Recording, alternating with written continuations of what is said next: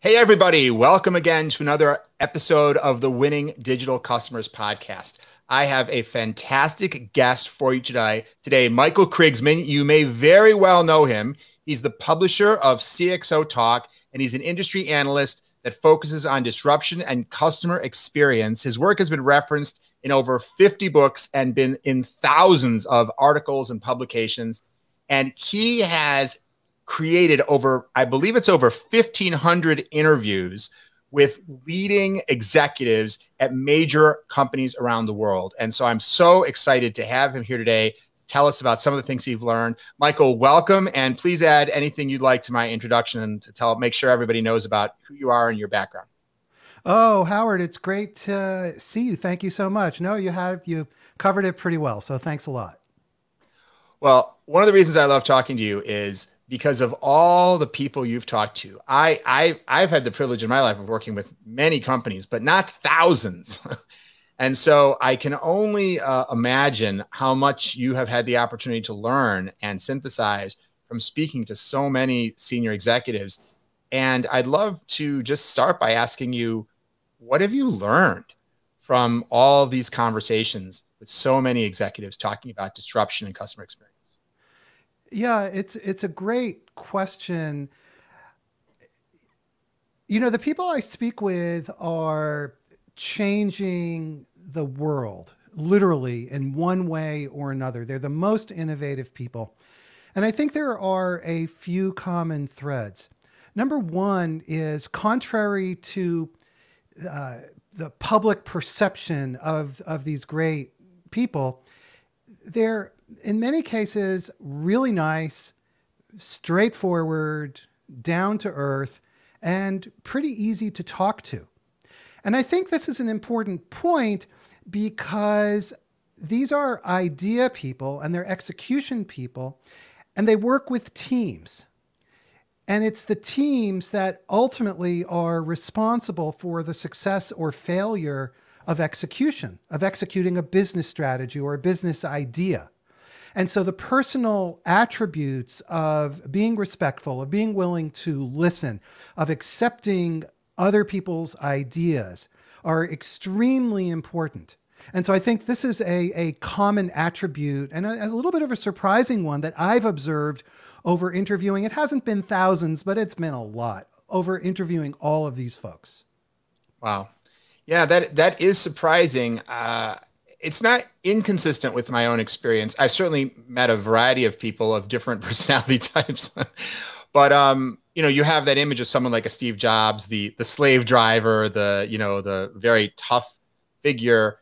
But I can see the logic behind why, when you are, business is such a team sport, and when you need to get large numbers of people rallied around something, I can imagine that might be a survival characteristic or a success characteristic to really be someone people want to work for. Well, I think, there's this popular image of the leader as prima donna. And I think there are examples of that, of people who are just so brilliant and so great. I mean, Steve Jobs obviously comes to mind, where their personality characteristics, their charisma is accompanied by a level of toxic interaction. And regardless of how they interact, you're going to deal with them and you're going to listen and follow because of just their personal greatness. There are not many Steve Jobs out there. For most of us mortal people, including folks who are great leaders, it is necessary to work with others. And the ability to work with others in a team and create diverse teams is crucially important. Yeah, I love that message. I certainly agree with it 100%. Well, let me ask you another question about what you've seen and heard in speaking to so many executives. We've been going through a time of great change, of course, and the change doesn't seem to stop, right? First, we were on already a rapid digital transformation trajectory, and then we had this change into the COVID world. And now we obviously, as we're doing whatever we're doing now, starting to emerge out of COVID, the pandemic. So change keeps on coming. What have you seen as you've been continuing to kind of have your finger on the pulse of leaders of some of the biggest companies. What have you seen, if anything, changing as so much change has happened over the last few years? I think the common, what's almost become a cliche these days, is that the last year or so has compressed the time frame for digital transformation from some, say 5 years into a number of months when companies were making that transition. I think there are a few levels here. Number one, just on a technology capability level, uniformly, business leaders have told me, and especially CIOs and CTOs, have told me that it was their investment in cloud, in technologies that enabled them to be agile, that allowed them to do the rapid cutover. Again, I'm speaking with the most innovative leaders. So these are folks who are really on top of things. So it's that investment in cloud that gave their organization the foundation, the platform capabilities. Beyond that, there was a very abiding focus on the well-being of employees, on not just customer experience, but employee experience. And obviously, employee experience and customer experience are very linked, but there's been this real emphasis on employee experience. As far as where are things going, it's an open question, but it is very clear that we're not going back to the way things were. The idea of working from anywhere is here to stay. That means from a technology standpoint, you need to have a zero trust network set up. You need to have the security in place, because wherever your employees are, they're going to be part of your network and they have to be secure. From a cultural standpoint, it raises some questions. For example, how do we get new hires or even our existing folks to feel like they're part of a team when that team is distributed and they're not getting together very often? And then the question comes up, how do we encourage spontaneous interaction, that the spontaneous conversations from which serendipity arises, as opposed to planned formal meetings? So this issue of what comes next and how do we get there, it's kind of a non-trivial and pretty complicated point. Yeah. Well, I apologize in advance for doing the classic interview or turnaround, but you've asked some really key questions there. And I'm curious, what do you think the answer to this? How do you keep that kind of team culture and connection and spontaneity in a world where people are working so remotely? I wish I had some sort of magic silver bullet answer. I recently did a webinar for Slack, and this was one of the key points that came up. And Slack did a survey, and they asked people, and it's an important point for folks. I think I don't have any really great answers.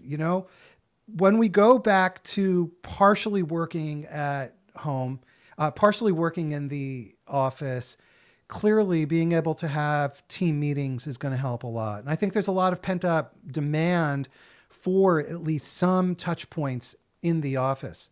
Beyond that, the right type of collaboration tools so that you can have those kind of serendipity conversations. And at the same time, I think we've gotten away from the endless Zoom kind of cocktail happy hours where people weren't so happy because they felt an obligation to attend. So hopefully we're getting away from that. But I can tell you this, that one common thread is the recognition that this is important and the willingness to invest the time and the effort to help people feel included and part of the team. That's really a major factor, is the effort that you put into it. Mm-hmm. No, that makes sense. And you've made a few really important points. I think the use of tools like Slack or other things is a way of keeping the dialogue going and the way you conduct meetings. And, I think like there's a lot of bad meetings in the world. I think like, especially now, figuring out how do you really make, we've been robbed, or whatever you want to call it, of that opportunity to be in physical proximity for a while. It kind of maybe makes people even more yearn for that when they get back together for that in-person interaction to really make it count. Don't just sit in your cubicle and text each other, like figure out how to use that in-person proximity when you have it to really cement relationships and be able to work together in ways that you can't do on Zoom and things like that. I think the relationship aspect is underestimated most of the time by many people. It is really essential to invest in these relationships and ensure that the relationships are not just transactional. And I think this is a key point, that it's very easy to, especially, if we're working together with physical proximity, it's very easy for you to say, oh, Michael, can you do this, do this, do this? And I see your body language, and there is some connection there. When you translate that into a Zoom meeting, the connection is lost, and it just comes across like, you're giving me a bunch of orders. Okay, fine, it's my job, I'm going to do that, but it does require extra effort and really thinking about the like I say, the non-transactional parts of the relationship, the body language and the body English. Mm-hmm. Yeah. What other challenges have you talked about in your interviews or just in your consulting and sort of industry analyst work that companies are facing today around this continued push towards digital transformation, whether it's in the COVID context or the coming out of COVID or even beforehand? What are some of the biggest challenges you've seen companies have when you talk to them about that? Well, I think customer experience is such an important one. And obviously that's your focus, and you've written a great book about this topic. So when I talk, for example, with chief information officers, customer experience has really risen to being at the top of the list. But the real question then becomes, how do we take this broad concept of customer experience and operationalize it? So we can have the intention to do the right thing by our customers, but how do we take, for example, customer feedback and then incorporate that across silos, departments inside our company to improve the product, right? So what's for example, is the feedback mechanism? And what kind of tools and capabilities, analytics tools, for example, do we need in order to gather the data? So I think these kind of nuts and bolts challenges are very common right now, as we recognize that, yeah, customers really, really do matter. We have to make customers feel delighted. But how do we do that? How do we go about it? That's where the rubber meets the road. And I think it becomes hard. It's challenging. Yeah, I agree. Are there any companies that you see that you think are doing that particularly well that others might look to as an inspiration?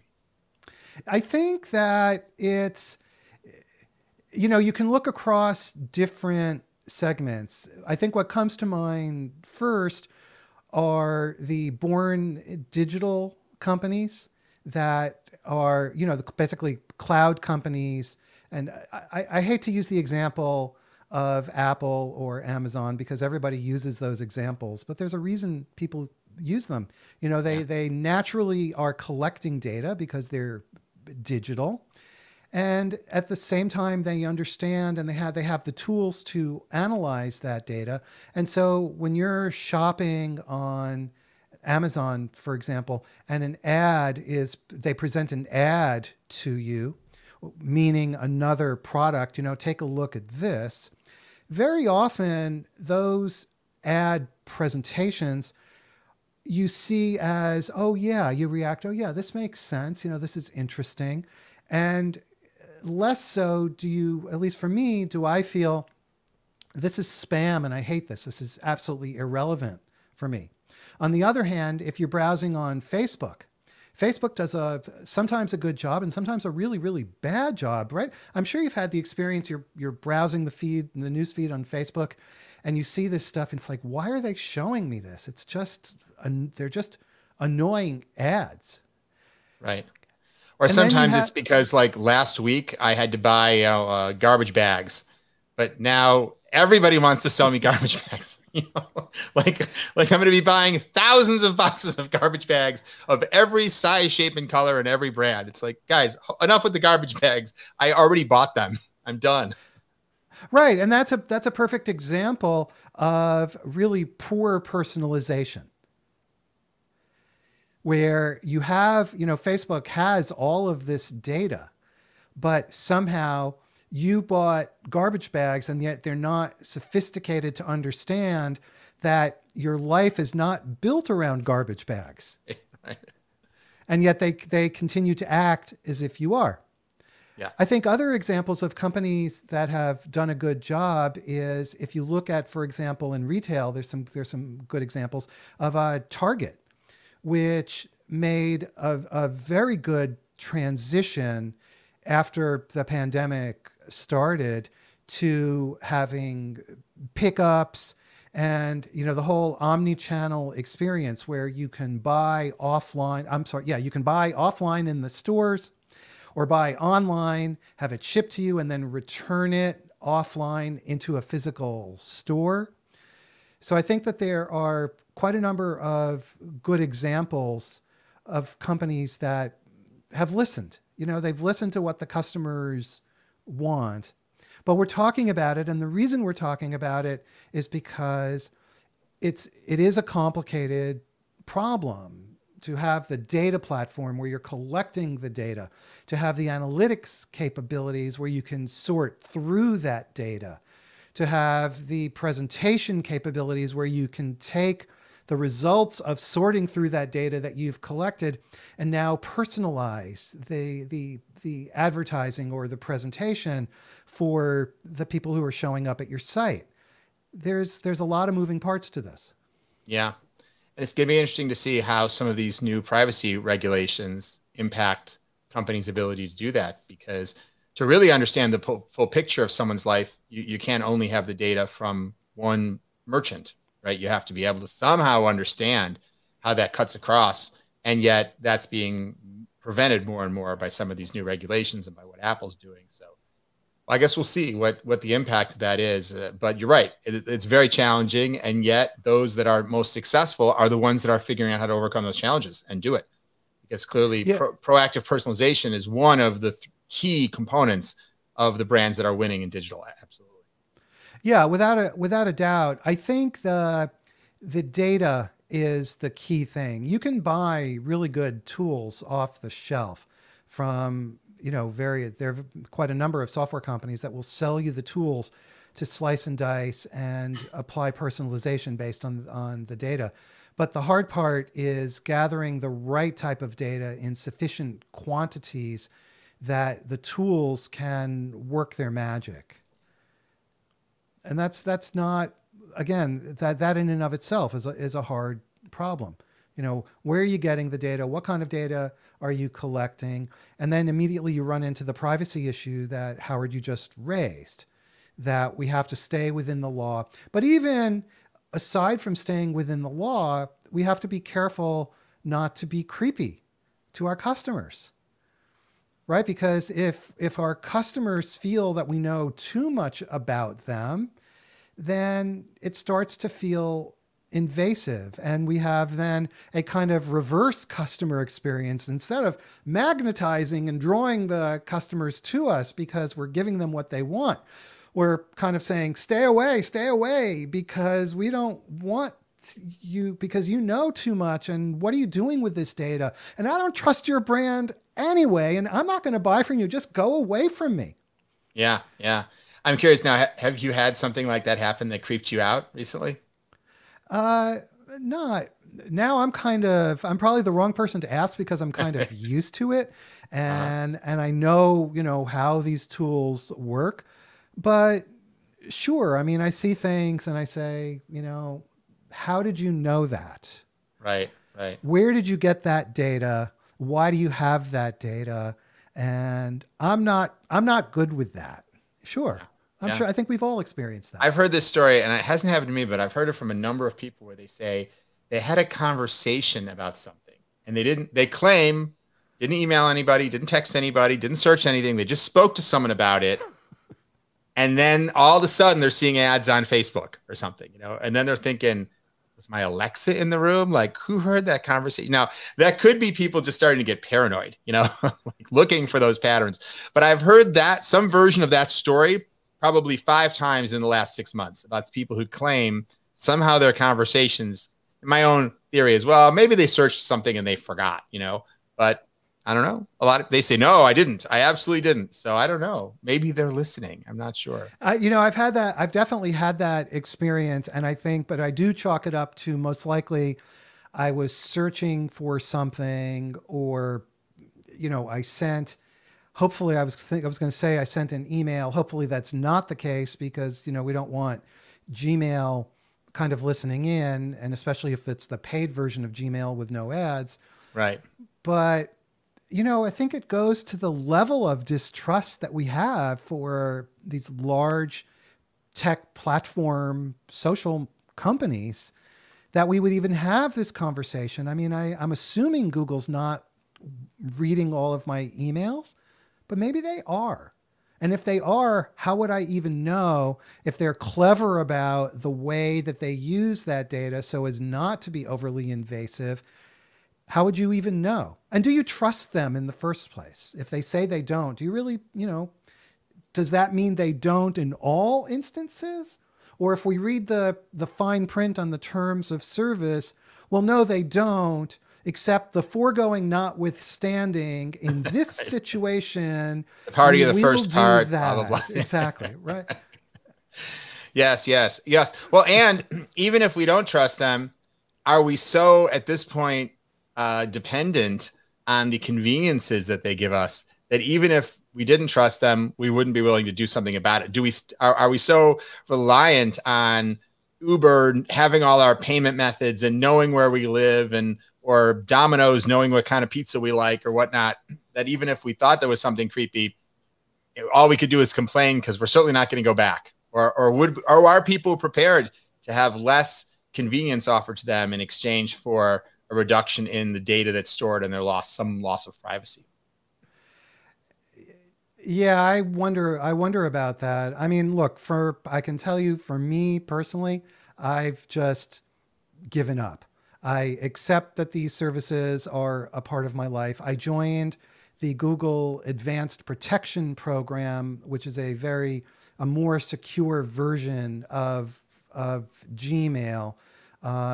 Because because of who I interview, I know that I'm a target, and I've seen just a series of really well targeted phishing attacks against me personally. But, you know, look, Google has my data. I use these services. These services are beneficial. I understand that if you don't pay for something, although I do pay for Gmail, you know, Google Apps, but nonetheless, I do understand if you don't pay for something, then you are the product. And it's a personal choice I've made. But as I say, I've also been very careful from a security standpoint. Yeah. I don't know. Yeah. Again, it's one of these things where I think it's philosophical. It comes down to either a philosophical choice, a decision that you're making, or making a default tacit decision to accept it because you're not knowledgeable about what's really going on with these platform companies. Mm-hmm. Either way, it amounts to the same thing. And maybe with this next generation of customers, they don't care anyway. They're putting their lives up on Snapchat and Instagram. You know, they're not as, you know, concerned about what everybody knows. I don't know. Well, there is that. You know, we live in the Instagram, or now the TikTok age. I've been very careful to, you know, I disclose on social media what I want to disclose. I'm careful what I disclose and careful what I don't. Not everybody feels that way. I've, you know, made that very clear demarcation since the beginning of Twitter. I joined Twitter when it started, I think in 2007. It's just, you know, take your poison. What poison would you like today, Howard? Well, actually, since you mentioned Twitter, I'm curious what you think of the latest, which is, of course, Clubhouse. And I'm curious if you have a point of view as someone who's in the talk business. Obviously, this is the big new social media platform focused on not only business talk, but a lot of it I notice on there is business related talk. Have you plunged into Clubhouse, and do you have a prediction, a point of view about it? Yeah, I mean, I'm a member of Clubhouse. I've been invited to be a moderator in some Clubhouse chats, which I haven't done, to be honest. I've listened to a few. I understand this is heresy, and okay, brand me as an absolute Luddite for saying this. I don't find it to be all that compelling. I understand why many people do find it to be compelling, and I respect that. But right now, we have an awful lot of social outlets. And I think this relates directly back to customer experience, that one of the tenets of customer experience is being where your customers are. Where your customers are congregating, that's where you should be. So if they're on TikTok or Instagram or Clubhouse, absolutely. But it also speaks to the intense level of competition. So for us, we create videos. We're really good at it. We get incredible engagement of our videos on YouTube. Our typical video sees between, I don't know, 15, 20,000 views on YouTube. But what's more important than the views is the amount of time that people spend watching. And very people say to me, oh, if our video gets 3 minutes of 3 minute average duration, say 15,000 people watch or whatever, and the average is watching for 3 minutes, that's great. I mean, for us, what I want to see is an average view duration across those 15,000 people of 20 minutes. So we've gone all in on video, and that's where we tend to focus as opposed to Clubhouse. Mm-hmm. I also, by the way, you asked, what I think the prognosis for Clubhouse is. I think it's going to become a niche location for exactly this reason. There's too much social media competition, too many outlets for people to express themselves. And now as we move back into this hybrid work environment of some at home and some in the office, I think the amount of time that people are going to spend and have available to both listen to Clubhouse as well as to participate is going to decline. And the recent numbers have borne this out, but we'll see what happens over the next 6 months. Interesting. Yeah, it's always tough to know when you're jumping on early on Twitter like you did, or whether you've just, you're putting all kinds of energy into the next Second Life or something, that's going to be gone, and have turned out to be a fad. It's tough to predict. Yeah, it's tough to predict. I mean, I think it depends, when it comes to social media, strategically, what are you using it for? Why are you on social media? What are you hoping to gain? And there's all kinds of different reasons, right? It can be interacting with knowledgeable people. It can be building your personal brand. It can be just expressing your opinion. So why are you doing it? And I think that then leads to which social media platforms you should invest your time in. Yeah, makes sense. Well, on that point, I know we're at the end of our allotted time, but I want to make sure that people know where they can find, you've produced so much amazing content. I want to ask you to just take a moment and make sure everybody knows. I imagine a lot of our listeners are already listeners of CXOTalk, but just in case anyone's not familiar, can you make sure they understand what it is and where to find it and how they can get more Michael Krigsman content, because there's so much good stuff out there. Yeah, thank you. So CXOTalk is an interview platform where we speak with people shaping the future, literally people shaping the future, the most innovative, smartest people in the world. These are in-depth conversations. They're not sound bites. Simply go to CXOTalk.com. And there are links there to our videos and to podcasts, and there's transcripts of all of these conversations. There's a huge amount of material, and I think people seem to like it and seem to find it helpful. And I hope that if you're listening, that you will find it helpful. I'm sure you will. It's great stuff. Well, thank you, Michael. Thank you so much for being here. Really, really interesting conversation. Touched on a lot of fascinating topics. And I thank all of you, as always, for listening and for watching another episode of the Winning Digital Customers podcast. I look forward to seeing you next time.